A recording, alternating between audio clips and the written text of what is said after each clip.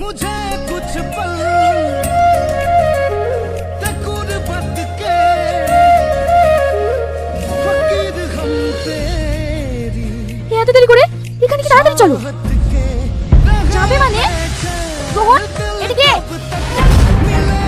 এটা আমার বয়ফ্রেন্ড তাহলে আমি কে চুপ করো তোমরা আমি সব বুঝতে পেরেছি তুমি একসাথে তিনজনের সাথে ছি ছি তুমি এতটা নোংরা তোমাকে আমি কতটা বিশ্বাস করেছিলাম আর শেষে কিনা তুমি ছি তোমাকে আমিও বিশ্বাস করেছিলাম। আমাদেরকে দেখে অবাক হচ্ছ? অবাক হওয়ার কিছু নাই রোহান। তোমরা যাকে এতদিন ধরে ভালোবেসেছো এটা আমাদেরই প্ল্যান ছিল।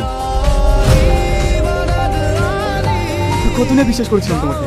আর কোনোদিন খেয়ে না খেয়ে মাথার গান পায়ে ফেলে পরিশ্রম করেছি শুধু তোমাদের মুখে হাসি ফোটানোর জন্য, তোমাদেরকে সুখে রাখার জন্য। আর তোমরা সেই সুযোগকে ব্যবহার করেছো, নোংরামি করে বেড়েছো তোমরা। আরে কি দিইনি তোমাকে?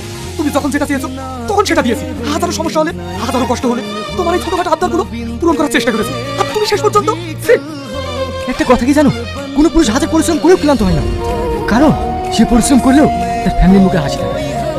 সেটা ভেবে সে দিনরাত পরিশ্রম করে যায়। একটা পুরুষের বুকটা কখন ফাটে জানো? যখন তার ফ্যামিলির লোকজনই তার সঙ্গে বিশ্বাসঘাতকতা করে। এটা শুধু তোমাদের সমস্যা না, হাজারো ফ্যামিলিতে ঠিক একই ঘটনা ঘটে চলেছে। কারণটা কি জানো? শুধুমাত্র তোমাদের মতো বিশ্বাসঘাতকরা আছে বলে।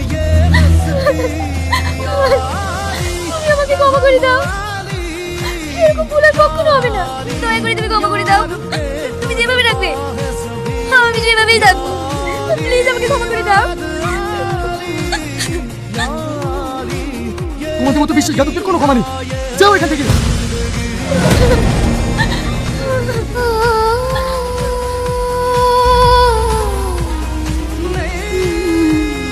দেখলেন তো আজকে আমাদের দেশে হাজারো ফ্যামিলিতে ঠিক একই ঘটনা ঘটে চলেছে। তাই আপনাদের উদ্দেশ্যে বলছি, আপনাদের নিজের সংসারটাকে ভালো রাখুন আর ভালোবাসুন।